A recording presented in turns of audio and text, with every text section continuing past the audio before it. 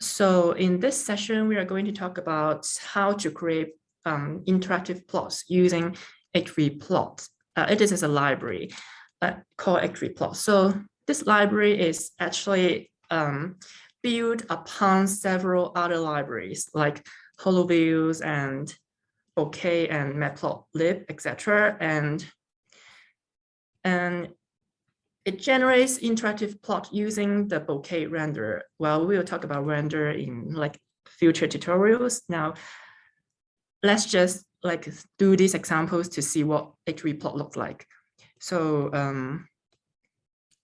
okay, this command is used to clean the stored variables. And if you have reached like the limit of the memories, well, then you can run this command and then press Y to clean up all the stored variables. Like for example, if I do this one, then the memory will jump down from like 800 to 600 something. So once you have reached the memory limit, you may do this command. But after running this command, all your variables will disappear. So you need to import all the libraries again, and you need to open the necessary data for the next session.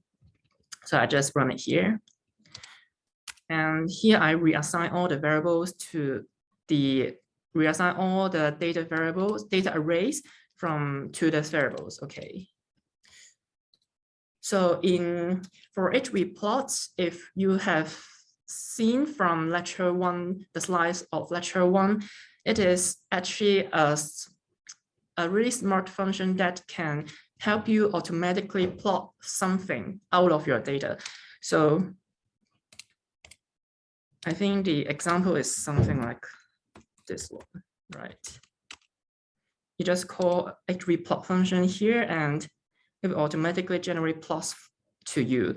But of course, if you don't want it, like if you already know what you want to plot, for example, if you already know you want to plot a line plots of T2M, you can always define this dot line after the hvplot function. So here I just show you this example. Well, in this example, I defined the x-axis as the latitude, and it just plot the T2M in the y-axis. And then you have a few panels to make you interact with the plot. For example, here it is a box zoom. Well, you can just zoom in anywhere you like by dragging a box here. And then if you click reset here, it will return to the default plot that you have generated. And this is a wheel zoom, so you zoom in by scrolling down or scrolling up. And then this is a save function. You can save it. This is, it creates the interactive plot using the Bokeh renderer. So it generates like a Bokeh plots in default. Okay. Then here you have a time slide here. And you can just see like different times. And then here you have different longitude. So this is like a smart function that can generate these interactive plots for you. So, well, here I apply a mean function over the T2M variable and generate and add some more attributes so that I can customize my plot in the way that I want. For example, I make the line color as black, and I define the line width as 2. Like here, you define whether you want your line to be dashed or not, like something like, or grid. Here you can have grid over the plot. So you can just like check the documentation to see what attributes you want to add in your plot. And similar to Matplotlib, we have contour lines, color contours, and vector plots in Matplotlib. We also have these similar functions in hvplot. So for example, here you call this function and you specifically call this contour f function to this object. And then you specify whether what the x-axis and the y-axis are. So here we plot the T2M. on the longitude and latitude surface, well, then you can see something like this. And because the T2M has 3 dimensions, right? It has longitude, latitude, and time dimension. And then the remaining time dimension will be left here as a time bar, so you can like switch which time you want to visualize. And this is like similar to Matplotlib. These are the attributes that you can do to customize your own plots. For example, this is a color map, and this is the contour levels, and so on and so forth. And these are pretty easy. You can check it by yourself. I don't need to introduce them one by one here. So this is the example for contour lines, and yeah, these are just examples that I want to show you.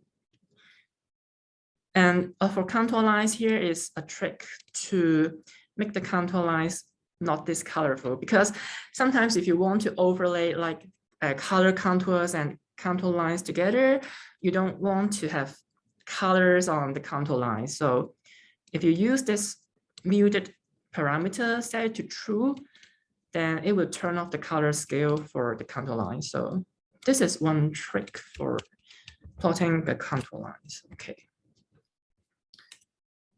And here, the same for the vector field plot, which of course you can call it like a quiver plot or arrows, etc.